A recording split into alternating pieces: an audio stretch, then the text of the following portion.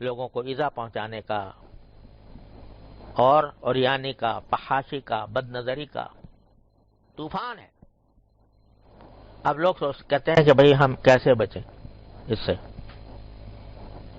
بعض لوگ کہتے ہیں کہ اگر ہمیں صحابہ کرام کے زمانے میں پیدا کیا ہوتا تو ہم بھی اسی جیسے ہو جاتے، لیکن ہم تو اس 14ویں 15ویں صدی میں پیدا ہوئے ہیں اور ایسے ماحول میں پیدا ہوئے ہیں کہ جو ڈوبا ہوا ہے معصیتوں میں، گناہوں میں۔ آدمی باہر نکلے تو نگاہ کو پناہ نہیں ملتی، مجلس میں بیٹھے تو زبان کو پناہ نہیں ملتی، کان کو پناہ نہیں ملتی، کوئی نہ کوئی مسئلہ انسان کے ساتھ رہتا ہے۔ تو کہاں جائیں؟ کس طرح ہم اپنے آپ کو بچائیں؟ تو اللہ تعالی نے بتا دیا کہ اس طرح بچاؤ کہ ہم سے مانگو۔ کیا مانگو؟ ربنا آتنا من لدنک رحمۃ وہیئ لنا من امرنا رشدا، یہ مانگو۔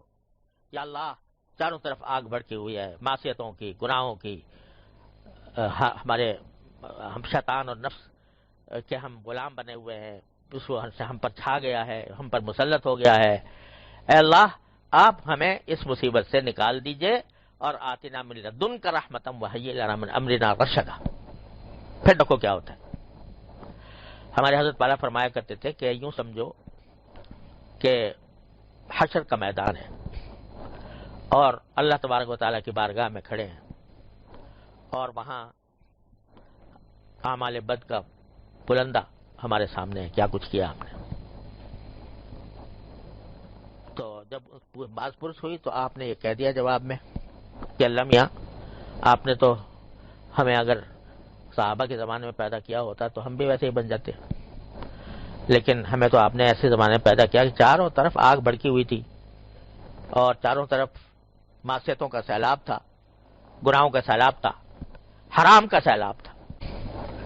جہاں جاؤ رشوت کا بازار گرم تھا، کاروبار کرو قدم قدم پر رشوتوں کے مطالبے تھے، اور باہر نکلیں تو ہمارے آنکھوں کو پناہ نہیں ملتی تھی، اور خود ہمارے گھروں کے اندر جو ہے وہ اوریانی اور فحاشی کا ایک بڑا سیلاب خود ہمارے ہاتھوں میں موجود تھا۔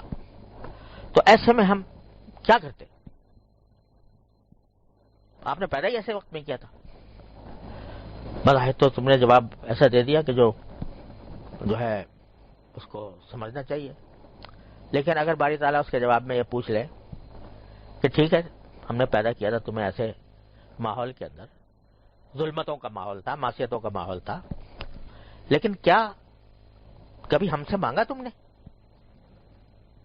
کیا تم نے کبھی ہم سے مانگا کہ یا اللہ، یہ چاروں طرف یہ آگ بھڑکی ہوئی ہے، اسے ہمیں نکال دیجئے؟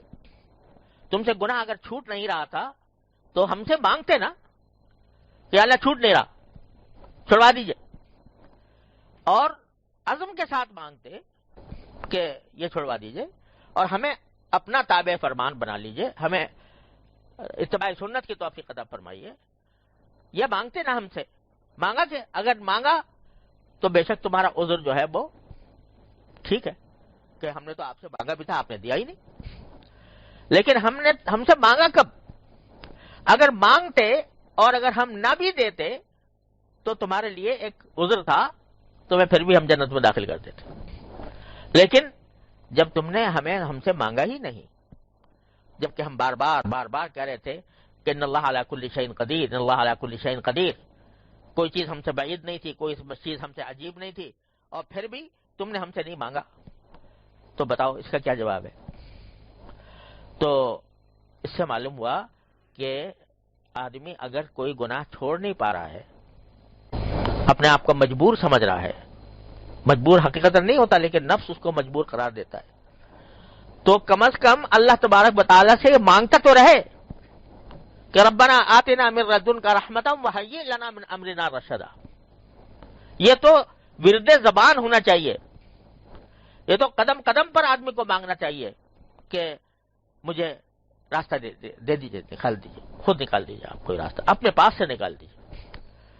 تو اگر کوئی بندہ یہ کرے تو کم از کم وہ ایسا ہوگا کہ اس کو اپنے کیے پر ندامت بھی ہو رہی ہے، شرمندگی بھی ہو رہی ہے، چھوڑنا بھی چاہ رہا ہے، لیکن وہ خوب مبتلا ہے، تو اللہ تبارک و تعالیٰ کی بارگاہ میں حاضر ہو کر کم از کم اپنا عذر تو پیش کر رہا ہے، اور اس کی برکت سے یقیناً، اس میں کوئی شبے کی بات نہیں ہے کہ یقیناً اس کو راستہ ملے گا۔ بعض اوقات کچھ دیر لگ جاتی ہے، 350 سال لگ گئے، 309 سال، لیکن بعض اوقات کچھ دیر لگ جاتی ہے، لیکن ملتا ضرور ہے اگر کوئی مانگنے والا ہو تو یہ ایک عجیب درس ہے جو قرآن کریم اس میں دے رہا ہے کہ خدا کے بندو مجھ سے مانگا کرو۔ مانگنا بڑی عجیب چیز ہے، اور اللہ تعالیٰ نے یہ ایسا رکھا ہے، قرآن شریف اگر پڑھو تو یہ شرط ہے کہ بھئی وضو کے ساتھ ہاتھ لگاؤ، بغیر وضو کے قرآن شریف کو ہاتھ نہیں لگا سکتے، جنابت کی حالت میں پڑھ بھی نہیں سکتے، اگر حالت جنابت ہے یا عورتیں اپنے خاص حیض کی حالت میں ہیں تو تلاوت نہیں کر سکتے قرآن کریم کی۔ لیکن دعا ایسی چیز ہے اس کے لیے کوئی شرط نہیں، نہ وضو شرط، نہ طہارت صغرا